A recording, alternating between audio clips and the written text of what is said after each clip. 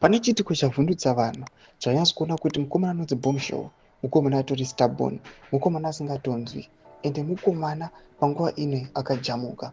Chiitiko chinoonekwa kunzi is people zvamuri kuona mapictures ari kubuda vanhu vanyatso kuanalyza vachiona vane aiwa vanhu zvavafigure out vakaona kuti the Zimbabwean flag as we are speaking right now anouya achiadresa iri upside down. Zvanyatso kuonekwa nevanhu kuti aiwa Bombshell panguva ino akatsamwa akabumbuka.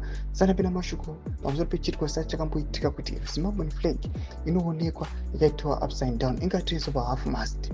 Don't go subscribe or like or on the bell icon. Chipinda paendo yasinobhoti ungogara andonyora chiti the flag was upside down with a question mark. Panapa vanhu vanouya chipindura vachiti the flag has already begun protesting. It's unfortunate that you are focusing on the flag instead of the resolution that's taking place. The flag's position won't stop the message or the movement.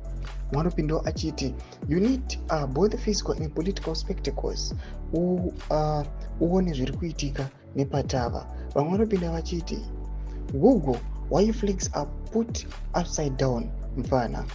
And now we are to confirm kuti ukaona flag ewe nyika yakaiswa upside down aiwa ifear distress inhawo aiwa yekuti maprotest anenge akudeclare kunzi ava kutsva chabvunduka and panenge pasina kana anything to stop that.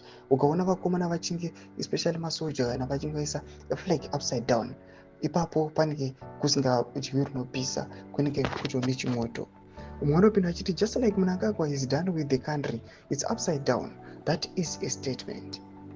Mashoko atikona panguva inoi aiwa Bombshell Geza anyatsoratidza kuti munhu anounderstanda, munhu anoziva zvaanoita, ari mumwe munhu aingoya achingouya achiita mapressers but panguva inoi achinyatsokuunderstanda aiwa the logics aiwa pamwe chete nemafigures achiuya akapfeka kamaflash akaisa flag upside down. Anoratidza kuti this man aiwa is a true fighter and anoziva zvaanoita. Atodze mafunguro enyu muri kudii pamusoro pechiitiko ichi?